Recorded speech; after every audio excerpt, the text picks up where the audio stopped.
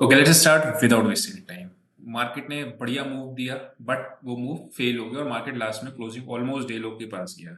Market ऊपर क्यों गया था? क्योंकि आपका जो यूएस मार्केट था उसने आपका पॉवेल की कल स्पीच थी, उन्होंने कहा कि 3 बार रेट कट्स हो सकते हैं इस साल के अंदर, जिसकी वजह से यूएस मार्केट आपका बहुत तेज गया। तो मैं चार्ट दिखाता हूँ यूएस मार्केट का आपको, और ये देखो अगर आप तो बहुत अच्छी रैली दिखाई, लेकिन हमने नहीं दिखाई।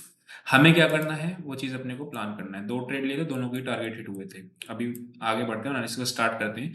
दूसरी चीज वही, अगेन अगर आप ऑप्शन सेलिंग करते हो तो मैं आपको दिखाऊंगा कि ऑप्शन सेलिंग का एडजस्टमेंट किस तरीके से किया जाता है, कि आप बाय भी किया फिर भी still you were in profits. ठीक है, मैं बात करता हूँ इसकी। सबसे पहले क्या हुआ, मार्केट खुला गैप अप। जब भी मार्केट गैप अप खुलता है तो प्रीवियस स्विंग्स आपके सपोर्ट के काम करते हैं, राइट?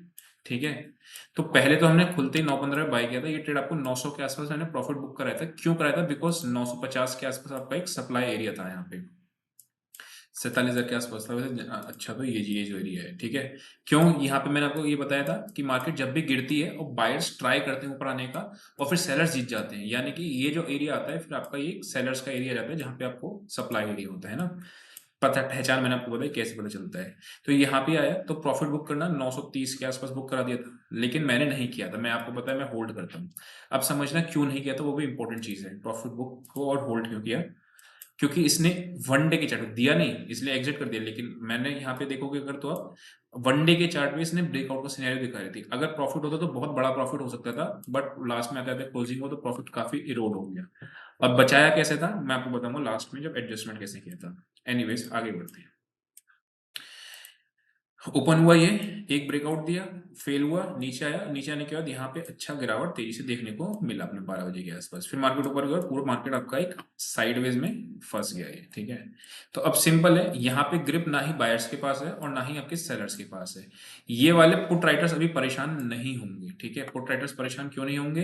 बिकॉज यहाँ पे अगर आप देखोगे तो यहाँ पे मैंने पुट सेल की हुई थी। ये एक टाइम पे बहुत अच्छा प्रॉफिट दिखा रहा था, लेकिन और अच्छा दिखा सकता था, बहुत ज्यादा प्रॉफिट दिखा सकता था, लेकिन क्यों नहीं दिखा? बिकॉज मार्केट नीचे आ गई। अब किया गया था, जब मार्केट यहाँ से दिख रहा है ब्रेकआउट फेलियर का सिनेरियो है, तो मैंने यहाँ पे कॉल शॉर्ट कर दी, जिसकी वजह से मुझे कॉल्स में प्रॉफिट हो गया और पुट्स में उतना नहीं हुआ है ना। चलो एनीवेज आगे बढ़ते हैं। ये आया मैं, ये आपका ये, ठीक है।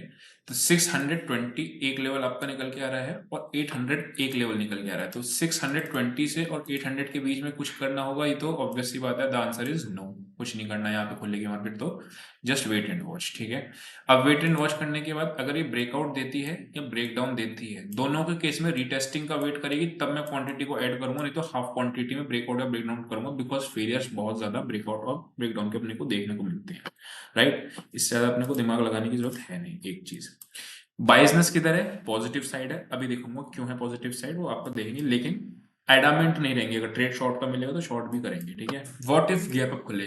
अगर मार्केट खुलता है गैप अप, ठीक है, तो गैप अप याद रखना, अगर गैप अप खुलने के बाद ये दिन सेलिंग में कन्वर्ट होता है ना, तो इस लेवल के नीचे एग्रेसिव सेल मिलता है। मान लो मार्केट खुली है गैप अप, ठीक है, उसके बाद मार्केट आया नीचे, नीचे आता चला गया, नीचे आता चला गया और ये लेवल टूट गया।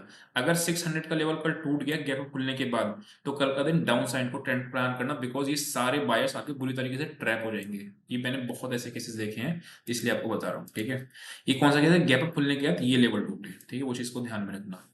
सेकंड चीज अगर बात करते हैं तो मार्केट में अगर खुलता है गैप अप तो क्या होगा? जनरली क्या होता है, आइडियली ये सारा एरिया आपका सपोर्ट का काम करता है। तो जब तक मैं क्या वेट करूंगा कि कोई पॉजिटिव एक्शन मिले, तभी बाइंग की साइड पे जाऊंगा। अगर इस सपोर्ट एरिया पे खुलता है गैप अप खुलने के बाद, ये चीज याद रखना। साइडवेज का केस तो हम लोगों ने डिस्कस कर ही लिया है। What if gap down? अगर गैप डाउन होगा तो ओपनिंग में ब्रेकआउट की स्ट्रेटेजी लगाएंगे, बिकॉज यहाँ पे जितने लोग बायर्स होंगे ना, ये एटलीस्ट फर्स्ट हाफ में तो ट्रैप हो ही जाएंगे, तो मार्केट थोड़ा सा पेन दिखाएगा। उसके सेकंड हाफ में बाइंग के बारे में सोचेंगे। तो नीचे कौन सा लेवल आ रहा है बाइंग का? समवेयर अराउंड 46,380 के आसपास का, 380 400 के आसपास। ठीक है, मैं हमेशा एक चीज कहता हूँ, आपको देखोगे मैं क्वांटिटी बहुत कम में ट्रेड करता हूँ। क्यों? क्वांटिटी कम में ट्रेड करने से क्या होता है, आपको स्ट्रेस नहीं होता। एक चीज, दो दो तीन तीन लॉट में आप वो पैसा बना सकते हो जो आप 10 लॉट में बना सकते हो, अगर आपको ट्रेंड पकड़ना आता है तो, है ना। तो वो चीज है। अब जैसे आज ट्रेलिंग का दिन था, बहुत बहुत बार ऐसा हुआ कि ट्रेल करते करते कई बार प्रॉफिट इरोड हो गया, तो हो गया तो हो गया, क्या कर सकते हैं। लेकिन अगर ब्रेकआउट लेजिट होता तो प्रॉफिट बहुत बड़ा हो सकता था, है ना, बट नहीं हुआ तो कोई बात नहीं।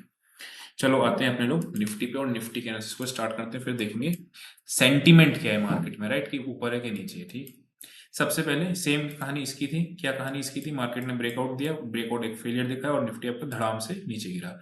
वही सपोर्ट एरिया आया पिछले स्विंग्स के आसपास का, मार्केट आ गया नीचे। जब नीचे आया उसके बाद यहाँ पे आपका एक रेजिस्टेंस बनाया 22,040। अगर आपको 22080 एक लेवल याद होगा, 22080, तो एग्जैक्टली मार्केट इसी लेवल से लौटा था। ठीक है, आपको पुराने वीडियोस देखना, अगर पुराने व्यूअर्स हो गए तो आपको याद होगा 22080 का लेवल। ठीक है, तो सेम कहानी बनी है इसमें भी। किसमें? जैसे बैंक निफ्टी में है, लास्ट केस में साइडवेज है, तो यहाँ पे जो कॉल शॉर्ट करा है उसको कोई समस्या नहीं होगी, यहाँ पे जो पुट शॉर्ट गया है उसको भी कोई समस्या नहीं होगी। तो 22,080 और 21,900 ये एक बड़ी रेंज आ रही है। ठीक है, और स्कैल्पिंग के लिए तो इसके ऊपर और नीचे अपने लोग देख सकते हैं।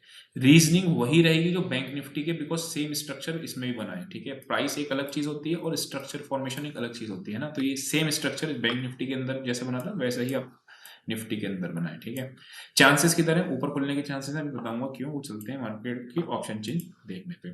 ऑप्शन चेंज में चलने से पहले क्या करते हो आप? वीडियो को लाइक करते हो। ठीक है, स्टार्ट करते हैं निफ्टी का। निफ्टी की ऑप्शन चेन आ गई 28 मार्च की। ठीक है, यहाँ पे अगर आप देखोगे निफ्टी में तो क्या दिख रहा है आपको? 22,000 पे 36 लैक्स पुट्स आपकी ऐड हुई हैं। ठीक है, और कॉल्स कितनी ऐड हुई हैं? 10 लाख, जो इसको इम्प्लीकेट करता है कि मार्केट थोड़ा सा ऊपर खुलने के चांसेस है। मैं कह रहा हूँ खुलने के बाद एक्शन क्या करना है क्या नहीं करना है वो सेकेंडरी चीज होती है, खुलने की साइड किधर हो रही है वो चीज दिख रही है। तो आपका 10 लाख ये है और आपका 36 लैक्स पुट्स आपकी यहाँ पे। ठीक है, नीचे कहीं पे भी सपोर्ट नहीं है, पुट्स इतनी खास ऐड नहीं हुई, लेकिन 21,800 पे आपकी अच्छी क्वांटिटी में पुट्स ऐड हुई है। ठीक है, कॉल्स की बात करें तो 22,100। ठीक है, तो 22,080 और 100 का ऊपर जब निकलेगा 100, 22,080 और 100 के जो जोन काटेगी तो आपको 150 और 200 के लेवल्स मिलेंगे, और 200 22,200 ये अच्छा रेजिस्टेंस है। तो यानी कि मुझे सेल करने के बारे में अगर सोचना होता है ऊपर के लेवल पे रेजिस्टेंस पे आके नेगेटिव एक्शन में, तो वो लेवल मेरे लिए कौन सा होगा? 22,200। जबकि नीचे का वो लेवल कहाँ रहा है? ऑब्वियसली 21,925 जो आपका ब्रेकडाउन होता है। एक चीज निफ्टी में मुझे और दिखानी जो वनडे का चार्ट है। अगर कल फॉलो अप बाइंग आ गई तो ये फॉल्स ब्रेकडाउन का केस होगा। ये चीज हम लोगों ने देखी थी। कौन सा वाला? मार्केट ने यहाँ पे एक ब्रेकडाउन दिया था। कल की वीडियो उठा के देखना, बिल्कुल आपको आइडिया लग जाएगा। यहाँ पे आपका एक ब्रेकडाउन था, अगले दिन फॉलो बाइंग नहीं आई। आज क्लोजिंग अच्छी नहीं है क्योंकि फॉलो बाइंग में स्ट्रेंथ नहीं है, वरना आपको मार्केट ये अच्छा दिख रहा होता अगर ये आज एक साउंड कैंडल इस तरीके की बना के क्लोज देता तो, बट वो नहीं दिया। इसीलिए मैंने वीडियो की स्टार्टिंग में बोला था ये सेम चीज कि बोथ साइड की अपॉर्चुनिटीज ढूंढनी है, केवल बाय के बारे में सेल के बारे में नहीं ढूंढना है। अगर ये 22,200 के ऊपर क्लोजिंग दे जाती, कौन सी? ये कल क्लोजिंग देगी, तो फिर ये कैंडल्स आपकी फॉल्स ब्रेकडाउन की हो जाएगी, फिर आपको ऊपर की रेंज तेजी से टेस्ट करेगी जो 22,500 के आसपास का दिख रहा है अपने। ठीक है, तो कल की closing is very important for आने वाले टाइम के लिए। ठीक है, तो 22,200 का लेवल पे नजर रखनी है, 22,080 के लेवल पे नजर रखनी है, और 21,925 के लेवल पे नजर रखनी है। ब्रेकडाउन या ब्रेकआउट उस तरीके से प्लान करना है। Important, very very important support area कौन सा है जिसके नीचे अपने को टूटेगा तो बड़ा खतरनाक हो जाएगा? वो कौन सा है? एक तो ऑब्वियसली आजकल वो तो होता ही है, क्योंकि अगर गैप खुलने के बाद आजकल वो टूटा तो दिक्कत है, लेकिन बहुत इंपॉर्टेंट सपोर्ट आ रहा है ये वाला। बताऊं कौन सा? ये मैं क्यों कह रहा हूँ इस पॉइंट को आप ध्यान समझना।